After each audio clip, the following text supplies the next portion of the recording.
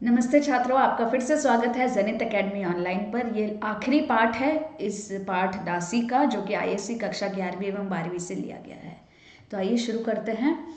तो last scene में हमने क्या देखा था कि दालान पे सीढ़ियों पे कौन बैठी हुई है? इरावती बैठी हुई है, और फिरोज़ा क्योंकि थक गई है तो वो अंदर कमरे में जाकर सो गई है। अब अहमद आता है। अहमद कौन? अहमद नियाल्तगीन। अहमद सीढ़ियों से चढ़कर दालान के पास आया।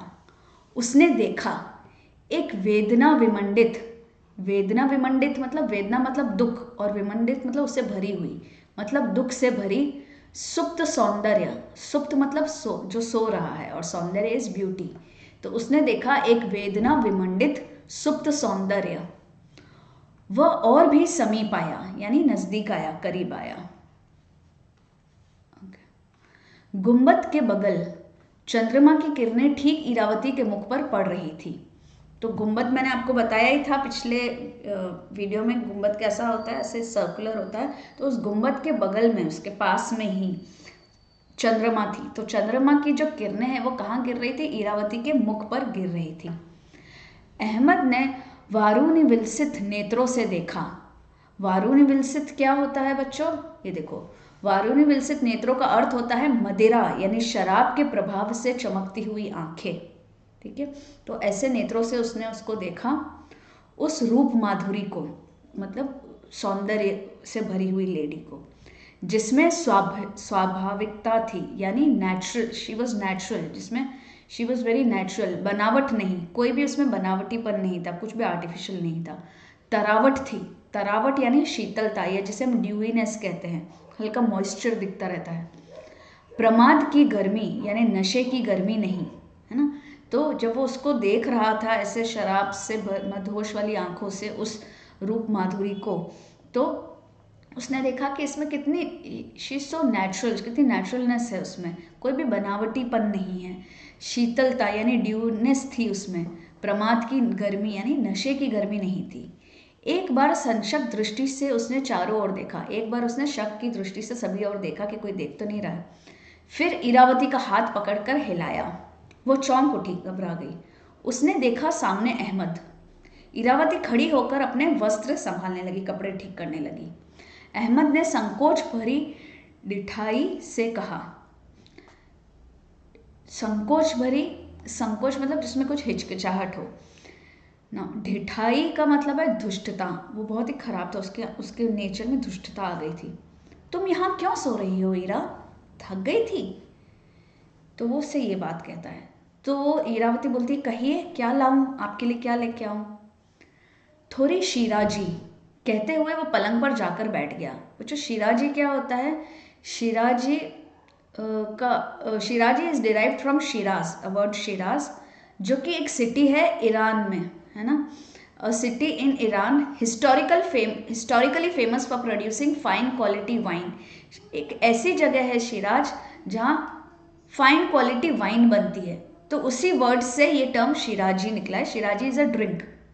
तो थोड़ी शिराजी कहते हुए वो पलंग पर जाकर बैठ गया और इरावती का स्फटिक पात्र में शिराजी उंडेलना देखने लगा।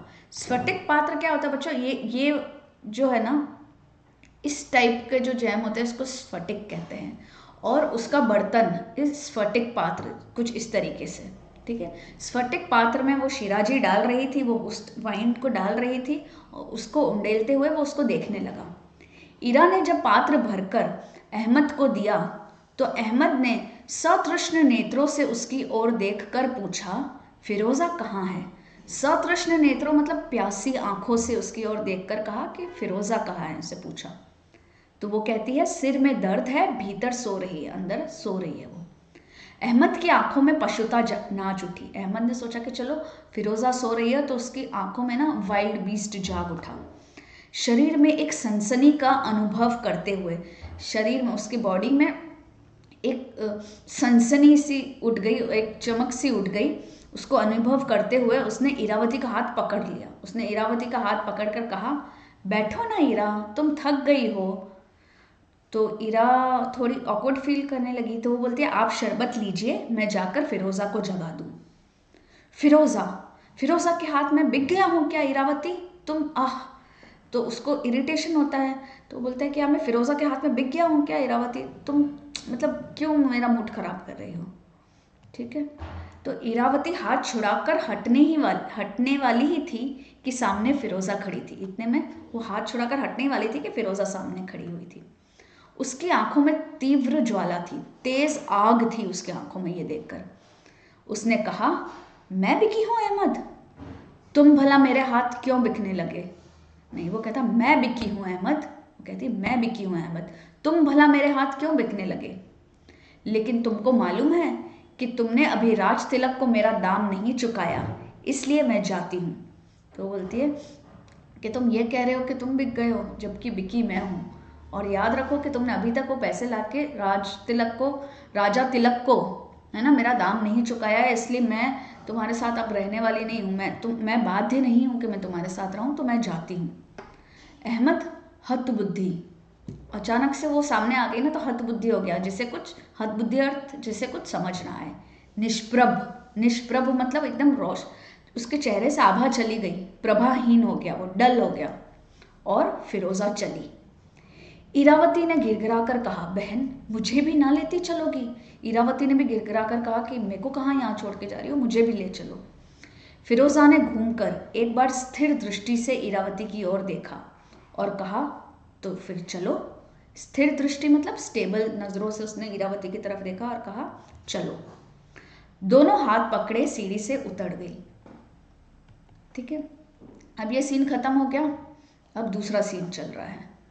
बहुत दिनों तक विदेश में इधर उधर भटकने पर बलराज जब से लौट आया है। अब देखो क्या सीन में कन्वर्ट हुआ है बच्चों, आपको याद है एक सीन वो था जब इरावती और फिरोजा बात कर रहे थे और इरावती की कड़वी बातें इसने सुन ली थी और बलराज ने, और फिर बलराज चला गया था, राइट। फिर बलराज बहुत टाइम तक इधर उधर भटकता रहा और फिर उसने वो जाटों के पास गया और जाटों का सरदार बन गया, और उसके आने से जाटों में नई लहर दौड़ गई और वो अब जाटों का सरदार बन के लड़ने आया है ताकि उनको गुलामी से मुक्त करा सके। तो अब ये सीन पढ़ते हैं। बहुत दिनों तक विदेश में इधर उधर भटकने पर बलराज जब से लौट आया है, तब से चंद्रभागा तट, मैंने आपको बताया था नदी के तट पर जाटों में एक नई लहर आ गई है। बलराज ने अपने सजातीय लोगों को, सजातीय मतलब अपनी ही खुद की जाति वाले लोग, सजातीय सेम जाति वाले लोगों को पराधीनता यानी गुलामी से मुक्त होने का संदेश सुनाकर उन्हें सुल्तान सरकार का अबाध्य बना दिया है। सुल्तान सरकार का अबाध्य मतलब उसके अगेंस्ट हो गए हैं, जिस पर किसी का अधिकार या नियंत्रण ना हो, उनसे अबाध्य हो गए हैं। उद्दंड मतलब निडर या खंड होते हैं ना, उद्दंड जाटों को अपने वश में रखना, उन पर सदा फौजी शासन करना सुल्तान के कर्मचारियों के लिए भी बड़ा कठिन हो रहा था। तो वैसे भी क्या था कि सुल्तान की जो फौज थी है ना, तो सुल्तान के जो कर्मचारी थे उनको भी बहुत डिफिकल्ट हो रहा था जाटों को अपने वश में रखना, है ना, उनको हमेशा अपने शासन में रखना, उनको अपनी फौज में रखना, क्योंकि जाट उनकी फौज में थे। क्योंकि जाट कैसे होते हैं नेचर से, जाट एकदम निडर होते हैं, वो किसी की सुन के या दबने वाले लोग नहीं होते हैं। तो वैसे भी सुल्तान के कर्मचारियों को भी बहुत कठिन हो रहा था। इधर फिरोजा के जाते ही अहमद अपनी कोमल वृत्तियों को भी खो बैठा, और उधर क्या हो रहा है, जैसे ही फिरोजा अहमद को छोड़ के गई, नियालतगीन को गई, तो उसमें जितनी भी कोमलता थोड़ी बहुत रह गई थी फिरोजा की वजह से, थोड़ी बहुत कोमल वृत्तियां या जो इंस्टिंक्ट्स थे वो भी वो खो बैठा था, वो भी चला गया था, और वो और भी कठोर और निर्दयी हो गया था। एक तरफ उसके पास मसूद के रोष के समाचार आते थे, मतलब सुल्तान के गुस्से के समाचार आते थे। दूसरी ओर वह जाटों की हलचल से खजाना भी नहीं भेज सकता था, और दूसरी ओर जाट परेशान कर रहे थे, तो उसकी वजह से वो खजाना भी छीन के आगे नहीं भेज सकता था। तो वह झुंझला गया, मतलब इरिटेट हो गया था बहुत। दिखावे में तो अहमद ने जाटों को एक बार ही नष्ट करने का निश्चय कर लिया, मतलब ऐसे तो उसने लोगों को दिखाने के लिए निश्चय कर लिया था कि मैं एक बार में ही जाटों को नष्ट कर दूंगा, और अपनी दृढ़ सेना के साथ वह जाटों को घेरे में डालते हुए बढ़ने लगा, है ना, जाटों को घेरते हुए अपनी सेना के साथ बढ़ने लगा। किंतु उसके हृदय में एक दूसरी ही बात थी। उसे मालूम हो गया था कि गजनी की सेना तिलक के साथ आ रही है। उसको मालूम हो गया था कि राजा तिलक के साथ गजनी की सेना आ रही है। उसकी कल्पना का साम्राज्य छिन्न भिन्न कर देने के लिए। उसने जो अपनी कल्पना में सोच रखा था कि मैं पंजाब का इंडिपेंडेंट राजा बनूंगा, तो उसकी कल्पना के पूरे साम्राज्य को छिन्न भिन्न मतलब इधर उधर फाड़ के फेंक देना, छिन्न भिन्न कर देने के लिए गजनी की सेना तिलक के साथ आ रही है उसको अपोज करने के लिए। उसने अंतिम प्रयत्न करने का निश्चय किया। अंतरंग साथियों की सम्मति हुई। अंतरंग साथी मतलब उसके जो विश्वासी साथी थे, जो उसके आसपास थे, उनकी सम्मति हुई। उनसे राय मशवरा करके उन्होंने हाँ बोला कि यदि विद्रोही जाटों को इस समय मिला लिया जाए तो गजनी से पंजाब आज ही अलग हो सकता है। तो वो उन्होंने ना, अंतरंग साथियों ने क्या सम्मति की कि ये जो विद्रोही जाट है ना, उनको किसी तरह अपने तरफ मिला लेते हैं तो गजनी से पंजाब अपने आप ही अलग हो जाएगा। इस चढ़ाई में दोनों मतलब थे, उसके दोनों काम हो जाएंगे कि जाटों से भी छुटकारा मिलेगा और पंजाब भी हथिया लेगा वो। अब ये सीन है कि वो जा रहे हैं, फाइट शुरू होने वाली है। घने जंगल का आरंभ था, घने जंगल का आरंभ था। अब ये दोनों लेडीज का सीन बताया है, दोनों दासियों का। वृक्षों के हरे अंचल की छाया में, हरे अंचल की छाया मतलब हरे आंचल, आंचल जो होता है फीमेल्स का, अंचल, ठीक है, यहाँ पे ये स्पेलिंग मिस्टेक है, इट इज अंचल। एक मिनट बच्चों, अंचल। वृक्षों के हरे अंचल की छाया में थकी हुई दो युवतियां उनकी जड़ों पर सिर धरे हुए लेटी थी। तो वृक्षों के हरे आंचल की छाया में दो युवतियां उनकी जड़ों पर, उनकी जो रूट्स थी, पेड़ों की जो रूट्स थी, ठीक है, उन रूट्स पर अपने सर को रखकर लेटी हुई थी। पथरीले टीलों पर पड़ती हुई घोड़ों की टापों के शब्द ने उन्हें चौंका दिया। तो पथरीले, उसके आसपास जो टीले थे, छोटे छोटे माउंटेनस टाइप थे, तो उनके टीलों पर, छोटे छोटे हिल्स पर पड़ती हुई घोड़ों की टाप, क्योंकि वो पत्थर के टीले थे, उस पर घोड़ों की जब टाप, उनके फीट गिर रहे थे, तो उसके शब्द मतलब आवाज़, टापों के आवाज़ ने उन्हें चौंका दिया। वो अचानक नींद से उठ गई। वे अभी उठकर बैठ भी नहीं पाई थी कि उनके सामने अश्वारोहियों का एक झुंड आ गया। अभी वो उठ के बैठ भी नहीं पाई थी, जस्ट उठी थी कि एक पूरा घोड़े चालकों का एक झुंड उनके पास आ गया। भयानक भालों की नोक सीधे किए हुए। भाले क्या होता है बच्चों, देखो इस तरह का होता है, ये होता है भाला। भयानक भालों की नोक, ये जो नोक है इसकी दिख रही है आपको, सीधे किए हुए, स्वास्थ्य के तरुण तेज से उद्दीप्त। तरुण तेज से उद्दीप्त मतलब जो यंग लोग होते हैं, युवावस्था की जो ऊर्जा होती है उसे कहते हैं तरुण तेज से उद्दीप्त, है ना। युवावस्था की ऊर्जा, जोश और आत्मविश्वास से भरा हुआ, है ना। तरुण इज युवा और तेज मतलब उसकी ऊर्जा, जोश और आत्मविश्वास से, उद्दीप्त मतलब पूरा भरा हुआ। फिर से रीड कर रही हूँ। स्वास्थ्य के तरुण तेज मतलब हेल्थ के तरुण तेज से उद्दीप्त जाट युवकों का वह वीर दल था। जाट के युवकों का एक ग्रुप था, दल मतलब ग्रुप। स्त्रियों को देखते ही उनके सरदार ने कहा, माँ तुम लोग कहाँ जाओगी? अब फिरोजा और इरावती सामने खड़ी हो गई। सरदार ने घोड़े पर से उतरते हुए पूछा, फिरोजा यह तुम हो बहन? तो वो कौन था बच्चों? वो बलराज था। हाँ भाई बलराज, मैं हूँ, और यह है इरावती। पूरी बात जैसे ना सुनते हुए बलराज ने कहा, फिरोज़ा अहमद से युद्ध होगा ना। फिरोज़ा अभी मेरा अहमद से युद्ध होने वाला है। उसे पता था कि फिरोज़ा को अहमद पसंद था। इस जंगल को पार कर लेने पर तुर्क सेना जाटों का नाश कर देगी, इसलिए उन्हें यहीं रोकना होगा। तो वो उसको समझा रहा है कि अगर इस जंगल को पार कर लिया ना तुर्क सेना ने, अहमद के साथ जो अहमद नियाल्तकीन की जो सेना है, तुर्क सेना, उन्होंने अगर इसको पार कर लिया, इस जंगल को पार कर लिया, तो वो जाटों का नाश कर देगी। इसलिए हमको उन्हें यहीं इसी जंगल में रोकना होगा। तुम लोग इस समय कहाँ जाओगी? वो बोल रहे हैं कि तुम लोग इस समय कहाँ जाओगे, अभी यहाँ युद्ध होने ही वाला है। जहाँ कहो बलराज, अहमद की छाया से तो मुझे भी बचना है। तो बोलता है जहाँ तुम कहो हम वहाँ चले जाएंगे, उसकी छाया से तो मुझे भी बचना है। फिरोज़ा ने अधीर होकर कहा, यानी परेशान होकर कहा, डरो मत फिरोज़ा, यह हिंदुस्तान है और हम हिंदुओं का धर्म युद्ध है, गुलाम बनने का भय नहीं। तो वो बोलता है कि तुम डरो मत, ये हिंदुस्तान है ठीक है। और हम हिंदू है तो हमारा धर्म युद्ध करना धर्म है, बट हम गुलाम नहीं बनाएंगे किसी को। हम गुलाम बनाने, तुम्हें गुलाम बनने का कोई भय नहीं है। बलराज अभी ये कह ही रहा था कि वो चौंक कर पीछे देखते हुए बोल उठा, अच्छा वो लोग आ ही गए, समय नहीं है। तो वो अभी तक तो बात कर ही रहा था कि अचानक चौंक के वो पीछे देखता है और कहता है कि अच्छा वो लोग आ ही गए, अब समय नहीं है। तो बलराज दूसरे ही क्षण अपने घोड़े की पीठ पर बैठ गया था। अहमद की सेना सामने आ गई। बलराज को देखते ही उसने चिल्लाकर कहा, बलराज ये तुम ही हो? हाँ अहमद। तो हम लोग दोस्त भी बन सकते हैं, क्योंकि उसने सोचा था कि हम समझौता कर लेंगे, इस जाटों को अपनी तरफ मिला लेंगे। तो वो बोलता है तो हम लोग दोस्त भी बन सकते हैं, अभी समय है। कहते कहते सहसा उसकी दृष्टि फिरोजा और इरावती पर पड़ी।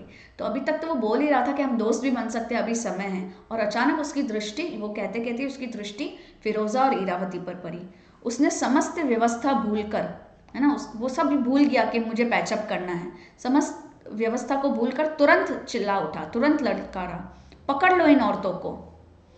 उसी समय बलराज का भाला हिल उठा। युद्ध आरंभ था। जैसे ही उसने बोला कि पकड़ लो इन औरतों को, उसी समय बलराज का भाला हिल उठा और युद्ध आरंभ हो गया। जाटों की विजय। अब क्या हुआ है? जाटों की विजय हो गई है। जाटों की विजय के साथ युद्ध का अंत होने ही वाला था कि एक नया परिवर्तन हुआ, एक नया चेंज हुआ। दूसरी ओर से तुर्क सेना जाटों की पीठ पर थी। दूसरी ओर से, पीछे की तरफ से, उनकी पीठ पर थी, मतलब उनके पीछे से तुर्क सेना आ रही थी। घायल बलराज का भीषण भाला अहमद की छाती में पार हो रहा था। तो ये प्रेजेंट कंटिन्यूस टेंस में बता रहा है बच्चों, ठीक है। बलराज भी घायल था और उसका भीषण भाला जो है अहमद की छाती से पार हो रहा था। निराश जाटों की रण प्रतिज्ञा अपनी पूर्ति कर रही थी। तो वो जाट जो थे इतने टाइम से सप्रेस्ड थे ना, तो उन्होंने जो रण प्रतिज्ञा ली थी वो पूरी हो रही थी। मरते हुए अहमद ने देखा कि गजनी की सेना के साथ तिलक सामने खड़े हैं। तो जब वो मर रहा था तो उसने देखा कि जो गजनी की सेना है उसके साथ राजा तिलक भी सामने खड़े थे। सबके अस्त्र यानी वेपन्स तो रुक गए, परंतु अहमद के प्राण न रुके। सब रुक गए थे, सबके वेपन्स रुक गए थे, लड़ाई रुक गई थी, क्योंकि अहमद मर रहा था। अहमद मर गया, है ना, राजा ही मर गया जो उस सेना का राजा था। फिरोजा उसके शव यानी डेड बॉडी पर झुकी हुई रो रही थी और इरावती मूर्छित हो रहे बलराज का सिर अपनी गोद में लिए थी। और देखो अभी फिरोजा कहाँ है? फिरोजा उसके अहमद के शव पर यानी उसकी डेड बॉडी पर झुकी हुई रो रही थी, और इरावती के गोद में किसका सर था? मूर्छित हो रहे बलराज का सर। बलराज, क्योंकि बलराज को चक्कर आ रहे थे, है ना, पहले भी हमने यहाँ पे पढ़ा है, वो घायल था, तो वो बेहोश हो रहा था और उसका सर इरावती ने अपनी गोद में लिया था। तिलक ने विस्मित होकर यह दृश्य देखा। राजा तिलक ने, he was very taken aback, उसको थोड़ा धक्का लगा था, ये ही वॉज टेकन अबैक। सो तिलक ने विस्मित होकर यह दृश्य देखा। बलराज ने जल का संकेत किया, बलराज ने पानी का संकेत किया, है ना। इरावती के हाथों में तिलक ने जल का पात्र दिया, और तो जब उसने संकेत किया तो इरावती ही उसको गोद में लेके बैठी थी, तो तिलक ने जल का पात्र, जल का वेसल, पात्र मतलब वेसल, उसके इरावती के हाथ में दिया। जल पीते ही बलराज ने आंखें खोलकर कहा, इरावती अब मैं ना मरूंगा, है ना। जल पीते ही बलराज ने आंखें खोलकर कहा कि अब मैं नहीं मरूंगा, क्योंकि तुम मेरे पास आ गई हो, तुमने मुझे पानी पिलाया। तो जैसे ही इसने कहा ना, नाम लिया इरावती, तभी तिलक ने आश्चर्य से पूछा, वो कौन थी इरावती? तिलक की बहन थी, लॉन्ग लॉस्ट सिस्टर, जिसे वो बहुत टाइम से छोड़ के आ गया था, उसने उससे काफ़ी समय तक देखा नहीं था। तो तिलक ने आश्चर्य से पूछा, इरावती? उसने देखा, अरे ये तो मेरी बहन ही है, इरावती। फिरोजा ने रोते हुए कहा, हाँ राजा साहब, इरावती। मेरी, अब ये राजा तिलक बोल रहे हैं, मेरी दुखिया इरावती, मुझे क्षमा कर, मैं तुझे भूल गया था। तिलक ने विनीत शब्दों में कहा, यानी नम्र शब्दों में कहा।